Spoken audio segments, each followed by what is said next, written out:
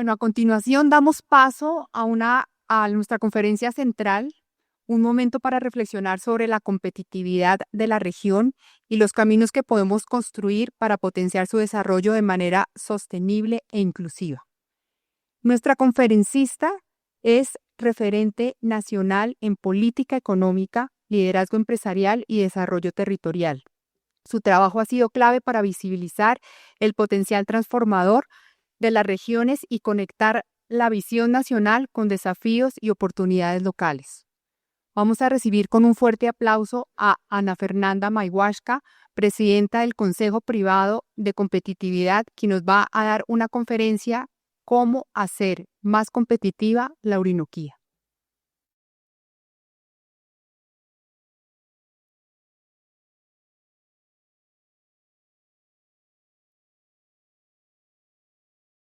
Bueno, muy buenos días para todos y todas. En primer lugar, queremos felicitarlos por haber logrado este encuentro. Yo creo que en efecto, tratar de reunir a un conjunto de entidades en torno a una idea que debería reunirnos a todos en realidad, pues es un mérito que hay que aplaudir. A la doctora Clara, a Jaime, a todas las personas que estuvieron encargadas de la organización y de convocar. Si alguna cosa es evidente para nosotros en el Consejo Privado de Competitividad es que muchas veces reunir regiones y gente, nosotros los colombianos somos muy lindos, pero somos increíblemente regionalistas, entonces todas las cosas nos encantan, pero cuando son en nuestra casa. Y por lo tanto que se haya logrado esta convocatoria nos parece a nosotros relevante e importante. Nos queda una mínima preocupación y es que yo tengo la sospecha de que todos los que estamos aquí ya estamos convencidos. Entonces, creo que el reto que nos queda a todos los que estamos aquí es ir a convencer a los que no están convencidos. Y ojalá que los que no estén convencidos hablen inglés y francés y portugués. Yo voy a arrancar con esta presentación que nosotros hemos llamado Orinoquía para el Mundo, porque estamos convencidos en efecto, el potencial de crecimiento que tiene esta región del país. Quizás nosotros disentimos en el sentido en que estamos convencidos que el resto del país también puede seguir creciendo. Pero antes de arrancar, quisiéramos dejarles una idea un poco instalada en la cabeza. Para nosotros los economistas, la variable más relevante no es el crecimiento observado, sino una variable que nosotros nos inventamos, porque así somos, que se llama el crecimiento potencial. El crecimiento potencial es la capacidad que una economía tiene de crecer sin desbalancearse. Yo no sé aquí cuántos recuerdan cuánto crecimos en 2022. ¿Alguien se acuerda? Mucho poquito. Uy, un premio. Un catálogo de biocarbono para los señores. El 7%. Y todos dijimos, decimos el 7%. ¿Qué pasó a suceder en 2023 y 2024? Que la economía tuvo que desacelerarse aceleradamente. ¿Por qué? Porque nuestro crecimiento potencial no es del 7%. Nuestro crecimiento potencial en el mejor de los casos es del 2.83%. Para quienes aquí tenemos más canas o las disimulemos y hayamos aprendido a manejar en un Renault 4, ¿se acuerdan lo que pasaban cuando tratamos de acelerar un Renault 4 a más de 70 kilómetros por hora? Se iba desbaratando literalmente, uno no podía ni agarrar el timón porque esa cosa iba para todos lados. El crecimiento potencial es el motor del carro en el que estamos. Podemos acelerarlo muchísimo, pero eso no quiere decir que vayamos a ser capaces de sosteniblemente crecer a ese ritmo, porque tenemos brotes inflacionarios, porque tenemos brotes de déficit en cuenta corriente, que es la manera en la que en la que Colombia se endeuda con el resto del mundo, y endeudarse está muy bien hasta que el resto del mundo dice, ya no estoy seguro que me vas a pagar. Nos endeudamos fiscalmente un montón y luego seguimos haciéndolo y hoy en día es un motivo de gran preocupación. ¿Ustedes me están escuchando bien que yo me oigo con un eco raro? Ok, gracias. Ese crecimiento potencial es la obsesión, aparte de que tienen que salir a contarles esta historia a la gente de allá afuera y sobre todo a la del resto del mundo, Necesito que salgan con la obsesión de que piensen en el crecimiento potencial, no en el crecimiento. El crecimiento es una cosa que logramos con demanda. Mañana salimos, damos 4 subsidios, de hecho en 2021 veníamos dando varios, pero otras, precio a la gasolina, muchas cosas que nos encantan, excepto cuando tenemos que pagar la cuenta, que es después, cuando nos desaceleramos. El crecimiento potencial nace de la inversión, es nuestra capacidad productiva, es invertir en el motor. Nada malo con el Renault 4, pero vamos a pensar que podemos comprarnos una camioneta con muchas más caballos de capacidad. Y eso es lo que tenemos que generar. Y por eso la llamada a la inversión es tan importante. Porque es esa capacidad la que nos permite sosteniblemente crecer. Estamos en una región del país, a nosotros en el Consejo nos gusta llamar a que por favor miren el mapa de Colombia nocturno. Y se den cuenta que hemos dejado aproximadamente el 47% del área total del país a oscuras. No tenemos desarrollo en una parte muy importante del territorio nacional. Y además yo tengo la hipótesis de que si los españoles hubieran tenido repelente, otra historia contaríamos. Yo creo que llegaron acá arriba y dijeron, acá ya no hay mosquitos, no nos movamos por un rato. Pero allá abajo es plano y hay agua y no tendríamos que hacer carreteras que pasen por debajo de la nariz del diablo. Sí, pues no hay mosquitos, quémonos aquí. Y así nos va, porque nos quedamos aquí. Y resulta que teníamos un territorio plano, con agua, con sol, donde probablemente construir infraestructura era mucho más fácil que construirla en la mitad de estas 3 cordilleras, pero con mosquitos. Y la historia que nosotros queremos contarles hoy es una historia que ustedes ya conocen, pero nosotros pensamos que nosotros somos unos buenos contadores de historias, de lo que ustedes viven y en lo que invierten y creen, pero sobre todo quienes podemos llevar esta historia a otros escenarios, donde logremos el tipo de inversión que va a ser necesaria para desarrollar esta región del país y, como lo decía Jaime, el país con PIB potencial, es decir, con inversión productiva que nos permita crecer más y mejor, que nos permita que pensemos que las personas en Colombia no son de donde nacieron. A nosotros nos mortifica mucho la idea de que si una persona nació en el campo, tenga que quedarse en el campo, de pronto no quiere. Pero también nos mortifica mucho pensar que una persona que nació en una ciudad no pueda ir a trabajar en el sector agroindustrial. Y por eso nos gusta la idea de que haya culturas campesinas, pero nos gusta que pensemos en esto como un sector productivo, que no tiene que ver con dónde nací, sino cuál es el proyecto de desarrollo que me estoy soñando. Y lo cierto es que Colombia tiene un potencial enorme en términos agroindustriales, no solamente, pero también para generar una gran cantidad de soluciones que nos van a permitir crecer sosteniblemente. El primer problema básico que nosotros queremos recalcar, y queremos recalcarlo como una gran oportunidad en la que deberíamos estar invirtiendo, es que nosotros tenemos todavía un país con malos índices de nutrición. El porcentaje de hogares en inseguridad alimentaria moderado o grave en Colombia hace que todavía tengamos vastas regiones del país que se tiñen como una canción de Mecano de Malva. Ese mapa está demasiado oscuro, porque todavía tenemos unas partes importantes del país y partes que no son particularmente pobres y que son densas en términos de población, donde tenemos índices altos de desnutrición.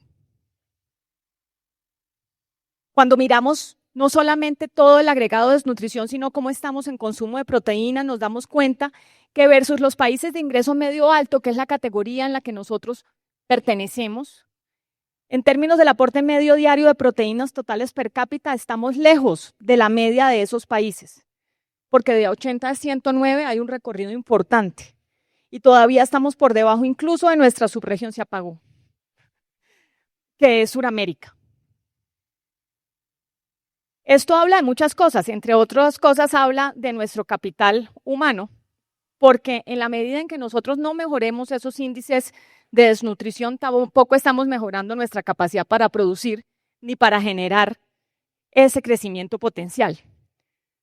Pero también quiere decir que tenemos un inmenso mercado que atender localmente, pero que ojalá siempre estemos soñando con que estemos atendiendo el mercado del mundo. Y por eso una tarea importante que hacemos nosotros en el Consejo es todo el tiempo estarnos preguntando qué va a demandar el mundo.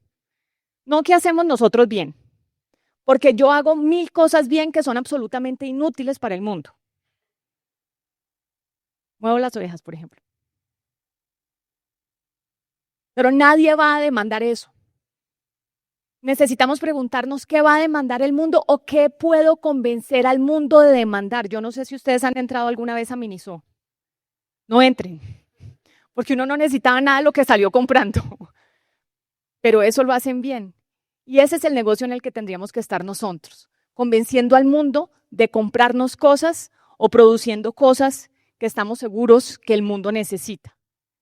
Y hoy en día lo cierto es que nosotros somos, por razones que no quisiera yo ostentar, porque no logramos el desarrollo y no logramos la riqueza y no logramos el crecimiento, hemos conservado activos que hoy escasean en el mundo y que la inteligencia artificial no puede ni crear ni reemplazar. Tenemos tierra fértil sin deforestar. Yo les voy a confesar una cosa y después me van a regañar, sobre todo mi equipo. María Alejandra eventualmente me va a regañar. A mí no me importan las emisiones de gases de efecto invernadero. Nosotros aportamos menos del 1% de las emisiones de gases de efecto invernadero del mundo. Nosotros no estamos contaminando las cosas. Hacemos otras cosas terribles, pero no contaminar. Lo que pasa es que sí somos una gran... ¿Ustedes se acuerdan de las indulgencias que compraban los católicos para pagar por sus pecados? Nosotros somos la indulgencia del mundo y el mundo sigue pecando. Y cada COP lo único que ratifican es que siempre fue que siguieron pecando.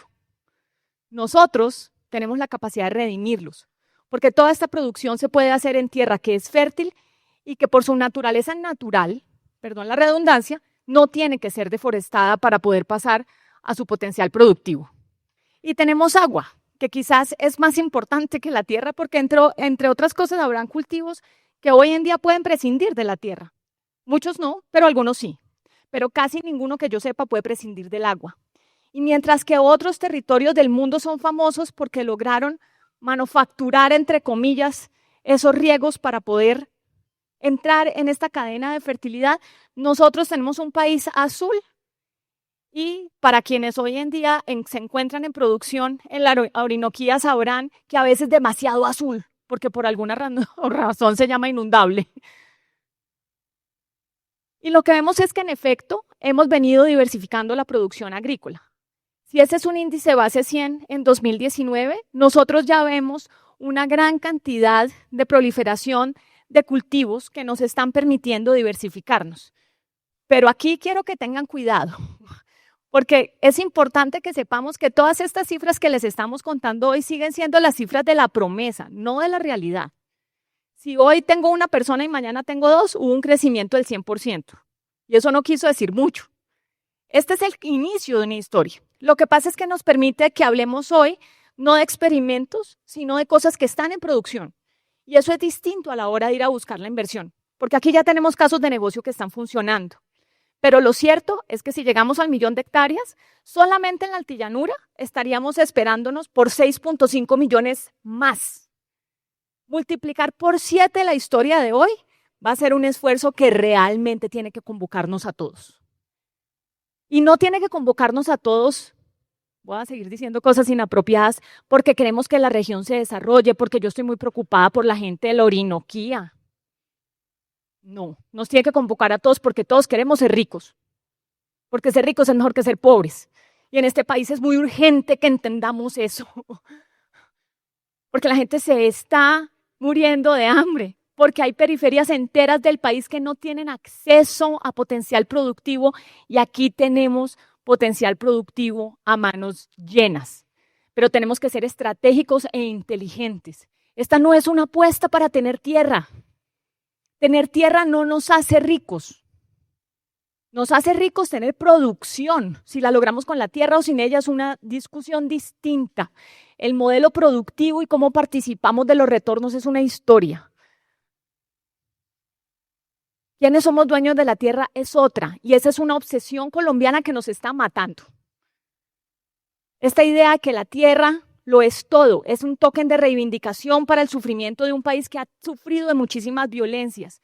Es una manera en que como que la sociedad tiene de disculparse por un dolor que es irredimible, porque la violencia de este país no es redimible, ha sido demasiada muerte, para que pensemos que con la tierra la vamos a solventar. Pero si no dejamos de pensarla así, pasamos a pensarla como un activo productivo, lo que vamos a hacer es perpetuar las violencias porque estamos perpetuando la pobreza. Así que podemos continuar, y aquí yo tengo un conjunto de historias que ustedes ya conocen. Arrancamos por biocombustibles, hubiéramos podido arrancar por cualquiera otra, no están ni en orden alfabético ni ninguno, están en el orden que estaban en la presentación. A mí no me importa las emisiones de gases de efecto invernadero de Colombia, pero sí me importan las del mundo. Y resulta que nosotros podemos contribuir en la manera en la que el mundo sigue progresando sin destruir activos naturales que son relevantes. Nosotros, cuando miramos nuestra matriz de emisiones, seguimos teniendo en el mundo del transporte, muchísimo más que en el mundo de los procesos industriales y de usos de productos, algo de emisiones donde nosotros podemos pasar a reducirlas a través del uso de biocombustibles o de mayores mezclas de biocombustibles dentro del combustible total. Y en la aviación en particular tenemos un potencial enorme porque la aviación sí tiene estándares mundiales y tiene estándares mundiales que tienen mercado secundario, es decir, donde yo puedo pecar y puedo comprar la indulgencia, que es como nos gusta el mundo. Porque eso nos permite a nosotros que hoy, que somos esta barrita chiquitica, ahora yo allá tengo unos gigantes, pues esos señores hacen todo grande porque son gigantiscos. Pero nosotros tenemos un potencial en que este 10 empiece a moverse, porque además de que podemos producirlo, somos productivos, que yo creo que es la historia que para nosotros en el Consejo Privado de Competitividad es más relevante. Esta no es una apuesta que estamos haciendo porque vamos a sustituir importaciones, porque nos gusta ser soberanos, no, esta es una apuesta que vamos a hacer porque somos buenísimos. Bueno, porque resultó que por un conjunto de factores somos superproductivos y además hemos venido desarrollando la tecnología para ser buenísimos. Entonces, mientras que en producción todavía nos queda una historia por contar, en rendimiento del fruto de palma de aceite, en la comparación internacional de toneladas por hectárea, estamos allá arriba entre los mejores. Y cuando miramos el rendimiento de aceite de palma crudo en toneladas por hectárea, también estamos allá arriba. Esta es una ventaja competitiva que tenemos que aprovechar. Y tenemos que aprovecharla porque además podemos hacerlo sin deforestación, que es el gran pecado que este cultivo tuvo en el resto del mundo, pero no lo tiene en Colombia. Y nos abre la puerta para un mundo que está pecando como si no hubiera mañana y tiene que seguir pecando, porque no vamos a dejar de montar en avión. Y en consecuencia vamos a ofrecerles nosotros una exportación que podemos entregarle al mundo tanqueando en un aeropuerto en Colombia. Que no tengamos que lidiar con la logística exportadora para generar divisas para nuestra balanza de pagos. Es un milagro que cuando yo era chiquita no se podía dar. Cuando yo era chiquita había unas cosas que se llamaban los bienes transables y había otros que se llamaban los bienes no transables. Y los transables tenían que cruzar la frontera. Este transable basta con que yo lo lleve al aeropuerto para que tanquee los aviones. Si en algún momento Colombia está en ciertos listados de países, pues calificaremos con un puntaje, pero mientras tanto, en todo caso, le permitimos a las aerolíneas internacionales hacer puntos tanqueando en los aeropuertos de Colombia, dándole además una ventaja al aeropuerto El Dorado. Y por eso celebro aún más que estemos en Bogotá, porque las historias, se ha vuelto un poco esta idea de que es que el desarrollo está en las regiones. Pues claro, y Bogotá es una región de ellas. Esta noción de que pasamos por el puente de Guaduas y estamos en el territorio a mí me parece un poco graciosa. Este es todo el territorio colombiano. Esta es una historia de desarrollo que le tiene que importar a Bogotá, porque Bogotá sería el aeropuerto, al igual que probablemente Medellín, donde más podríamos aprovechar que tuviéramos SAF con mayores componentes de biocombustible. Y también tenemos un potencial en bioetanol. En este caso sí estaríamos hablando mucho más de cómo hacemos la transición energética en Colombia. Colombia es un país con un ingreso per cápita de país de ingreso medio alto. Nosotros, al igual que en Latinoamérica, difícilmente vamos a sustituir nuestro parque automotor por carros eléctricos. vamos a hacer campañas, vamos a eximirlos del IVA, etcétera, pero muy difícilmente, me imagino que todos ustedes han estado por las carreteras de Colombia, donde sospecho que todavía se encuentran con Renault 4, ¿cierto? Este país está muy lejos de que el parque automotor pase a ser eléctrico. Y no necesitamos que sea eléctrico, porque con una mayor combinación de etanol dentro de la mezcla, que ojalá fuese voluntaria y no obligatoria, donde migráramos a tecnologías flex para los automotores, nosotros podemos tener, este es el caso para Brasil y este es el caso para Colombia. Claro, en el caso de nuestra matriz eléctrica habría unas enormes ventajas de descontaminación si nos pasamos a eléctrico. Pero si nosotros nos comparamos contra un carro eléctrico que se carga en la matriz energética de Alemania, un carro con una mayor mezcla de bioetanol contamina menos que un carro europeo eléctrico. Es una apuesta mucho más realista para el tipo de transición energética que pueden hacer países como los que tenemos en Latinoamérica. Esta es una realidad para países como Brasil, es una realidad para países como Colombia, y todavía tenemos entonces un gran potencial para avanzar en un mundo en el que ojalá venga de un componente voluntario en el que el mercado llegue a un equilibrio más sensato que el que tenemos hoy. Esa es una forma de generar energía. La otra forma de generar energía es alimentar el mundo. La primera cosa que nosotros destacamos dentro de las tres grandes tendencias que vemos para el mundo hoy es que el cambio demográfico no solamente implica que vamos a ser más viejos, también implica que vamos a ser más ricos y que vamos a comer mejor. Estas proyecciones solamente van hasta 2032, pero ya aquí vemos un aumento en la demanda por el consumo tanto de maíz, como de aceites, como de carne, como de leche. Quizás excepto leche, que no es la vocación más eficiente de producción, en el caso de la Orinoquia, todo lo demás lo podemos producir en esta región del país. Esta presentación se las vamos a regalar si quieren. También pueden tomarle foto, pero se las vamos a regalar. Y lo cierto es que nosotros todavía tenemos un alto nivel de dependencia de las importaciones, tanto de soya como de maíz, cosa que si fuera el equilibrio más eficiente no tendría problema en ser realidad.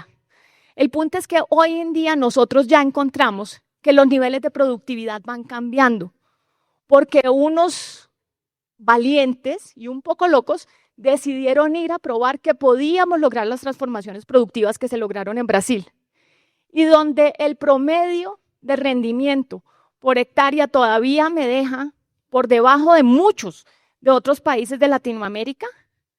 Nuestro best in class ya está por encima o llegando por lo menos a los promedios que podemos observar en Brasil. Esto no es una hipótesis. No sé si están hoy aquí sentados, pero si no están aquí sentados van a estar mañana aquí sentados. Estos son los rendimientos de maíz de sus fincas. Y eso quiere decir que nosotros podemos integrar este consumo o esta producción de maíz y de soya y de pasturas a la producción de proteína animal. Y la producción de proteína animal va a encontrar un equilibrio en el consumo mundial, porque, repito, el mundo va a consumir más proteínas. Nosotros hemos aumentado, aquí estamos dejando solamente el ejemplo del cerdo, porque nos gusta contar la historia de cómo además esto se traduce en bienestar para la población colombiana, si es que no queremos empezar a pensar en el resto del mundo. Porque hoy en día el consumo aparente per cápita anual de carnes no solamente ha aumentado en su totalidad, sino que en muchas de las cosas que estamos logrando producir en estas zonas del país, como cerdo y pollo, han aumentado vertiginosamente porque al ser más productivos podemos producir más barato. Nuestras obsesiones no deberían estar siendo porque si somos soberanos, porque si no nos gusta importar, porque el resto del mundo, yo qué sé, o cuál, por estos días esto no está de moda decir esto, ¿no? Pero a nosotros sí nos gusta el libre comercio, sino porque resulta que así tengo niñitos mejores alimentados. Porque quien pidió pollo es un dicho de mi época setentera, que hoy en día ya no es real, hoy en día ya no es la proteína de lujo con la que celebramos el día de la primera comunión. Y por la apuesta de estos valientes tampoco lo va a hacer el cerdo. como tampoco es ya motivo de preocupación. Yo no sé si cuando ustedes estaban chiquitos les dijeron 18 veces que les iba a dar tenia porque si no cocina. Eso ya no es una preocupación porque la tecnología ha hecho que este consumo de carne ya pueda mezclarse dentro de los hábitos culturales de la población. Pero además tenemos otras múltiples apuestas que a mí misma me sonaban un poco locas cuando me las contaron. Hoy en día estamos produciendo y exportando rambután del Meta. Es una fruta rarísima que tiene pelitos, que es como un mamoncillo glorificado. Pero es glorificado. Y entonces, mientras que el mamoncillo se vende en Cali como a 500 pesos, 200 pepitas, el rambután se toma en los restaurantes malayos en Nueva York. Y si quieren les digo cuántos dólares cuesta el cosito de rambután. Y nosotros estamos en capacidad de exportarlo como estamos en capacidad de exportar mangostino. Y de nuevo no les estoy contando una historia de potenciales. Su productor se llama Juan Matas y hoy en día está exportando toda su producción de rambután.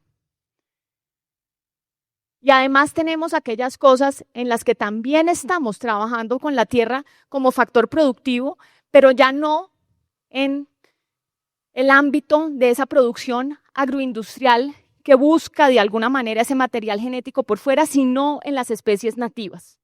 Y aquí traemos solo un ejemplo, pero tiene que haber muchos más en los que no nos hemos concentrado lo suficiente. Este es el caso del cacay, donde hicimos esas apuestas de sofisticación que tenemos que hacer. Tenemos que hacer una apuesta en la que estos productos que están en la Orinoquía invadan Francia. Yo no quiero que invadan una feria artesanal donde tengamos, perdónenme, pero es que son las cosas que yo veo, a mí me invitan a celebrar, que vamos a reunirnos en una feria artesanal y vamos a llevar a 3 señoras, porque además a las mujeres tienen que apoyarnos, no sé en qué momento pensaron que tenían que apoyarnos, nosotros nos estamos apoyando solitas desde hace muchos años. No quiero eso, quiero verlo con un rótulo en París, para que las señoras del mundo no tengan arrugas, porque como todos vamos a estar más viejos, este es el mercado en el que nosotros podemos salir a generar un valor agregado inmenso, con el cual podemos generar crecimiento, pero necesitamos más investigación.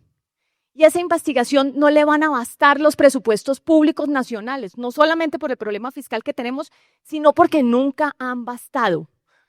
El momento en que a mí me decían que es que, claro, en Colombia no nos importa la ciencia y la investigación porque miren el presupuesto del entonces Colciencias. El presupuesto de Colciencia no es el indicador de la ciencia, tecnología e innovación de este país. Son los bolsillos privados que decían ir a apostar por esta investigación con niveles sofisticados, ojalá con investigadores del resto del mundo. Pero ¿y no lo podemos hacer aquí? Necesitamos aprender. Y por lo tanto tenemos que traer investigadores del resto del mundo para que nuestro capital humano conozca, abra la mente y genere más frutos de la imaginación. Porque si algún problema de competitividad tiene este país, es nuestra falta de imaginación. Nos quedamos en las 3 ideas que nos contaron y yo sigo oyendo escenarios enteros en los que estamos frustrados porque no estamos produciendo microchips cuando podríamos estar produciendo cacay. Porque no estamos elaborando semiconductores cuando podríamos estar ofreciéndole servicios de cuidado a la población de tercera edad de otros países que podrían venir a pasar su vejez en Colombia, con unos niveles de vida que ni se soñarían en sus países de origen, con una población que si alguna cosa somos es increíblemente amables. Pero no nos salimos de la caja y tenemos que hacerlo.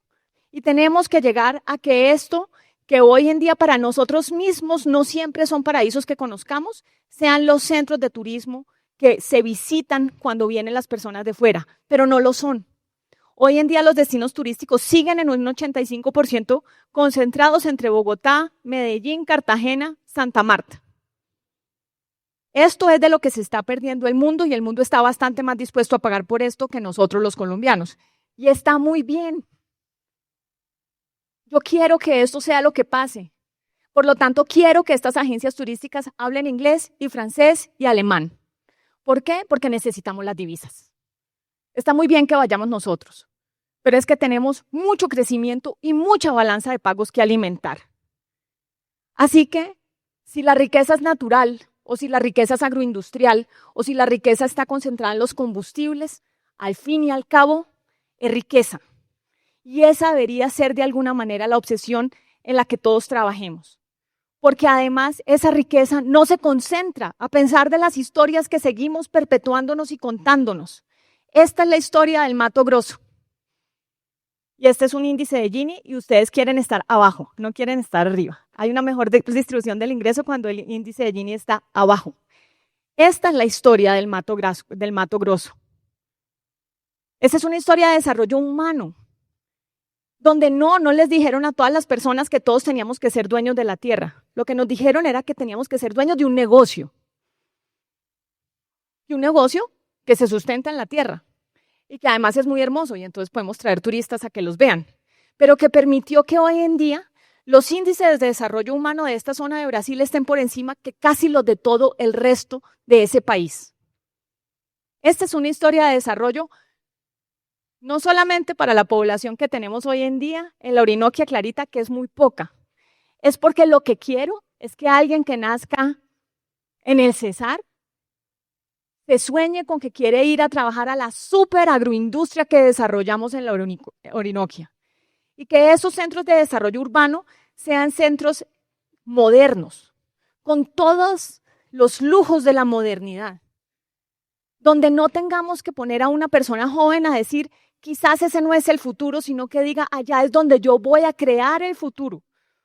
Porque esto va a requerir ciencia y va a requerir tecnología y ojalá aquí tengamos a las universidades, porque señores universidades, ustedes no están haciendo las apuestas suficientes por el desarrollo que necesitamos para esta región y todas las demás de Colombia, solamente que a mí me trajeron para hablar de la Orinoquia.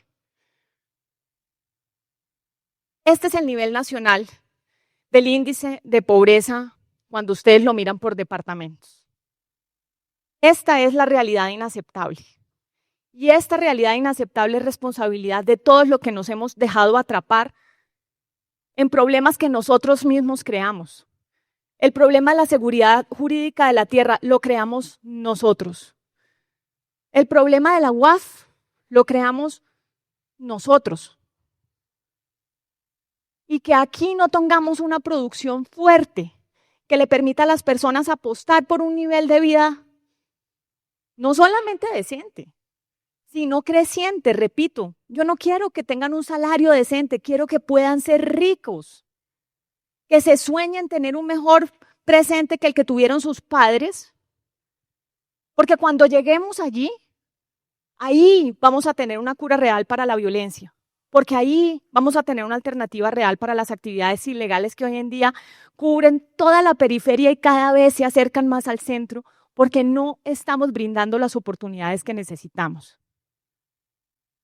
Pero este discurso necesitamos que vengan y lo oigan en inglés y en francés y en portugués y en alemán, porque necesitamos capital de todos los sitios del mundo para que logremos los niveles de inversión que nos van a permitir tener ese crecimiento potencial, Jaime, de mucho más que el 3%, pero que sea sostenible y que no va a estar solo en la Orinoquia, que también va a ser una apuesta en nearshoring en las costas, por ejemplo, donde el Córdoba que yo me sueño va a estar integrado en la cadena logística exportando todo lo que pasa por ahí a Centroamérica y Estados Unidos, donde vamos a tener un Cauca y un Nariño con una agricultura mucho más intensiva, de altísima sofisticación en hortalizas para alimentar el resto del mundo, y donde vamos a ser capaces de que esa riqueza le llegue a las personas de nuestro país por proteger, usar su biodiversidad, usar sus recursos naturales, pero dejar de que esa sea una apuesta futura, donde aparentemente hemos romantizado tanto esa pobreza que nos hemos apegado a ella. Pero para quienes más cómodos es estar apegados a ellas, para nosotros, los que estamos aquí, y los que no estamos atrapados en ese ciclo sin oportunidades. Muchísimas gracias.